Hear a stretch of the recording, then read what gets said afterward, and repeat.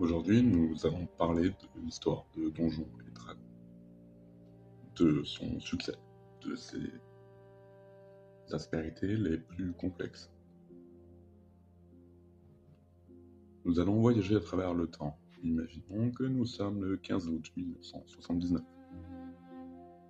Un jeune homme du nom de Egbert qui est en deuxième année, âgé de 16 ans, à l'université du Michigan State à East Lansing, va disparaître. Derrière lui, il va laisser des traces.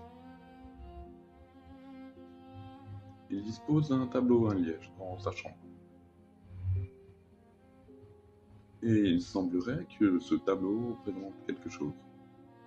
Les punaises représentent une trajectoire de labyrinthe, de plateau, de jeu. Il se trouve que Egbert est fan de Donjons et Dragons. Il va même laisser une petite lettre, notre Egbert, avec ses dernières volontés, disant Incinérez-moi si vous me retrouvez mort. Des tests sont faits, et on constate que c'est pas son écriture. Donc l'affaire qui fait déjà parler devient encore plus complexe.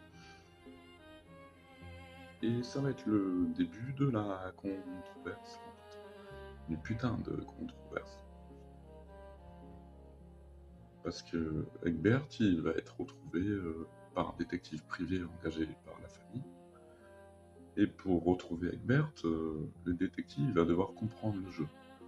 Donc il va s'immerger totalement dans les abysses de Donjons et Dragons. Il va étudier les règles, il va faire des parties, et faire chou blanc jusqu'au jour où c'est Egbert lui-même qui va lui passer un coup de téléphone d'une cabine téléphonique et lui dire de le rejoindre dans un hôtel. Le détective va arriver à l'hôtel et il va voir le jeune Egbert prostré sur son lit, et quant aux raisons de sa disparition, de sa fuite, il va simplement dire que sa mère est autoritaire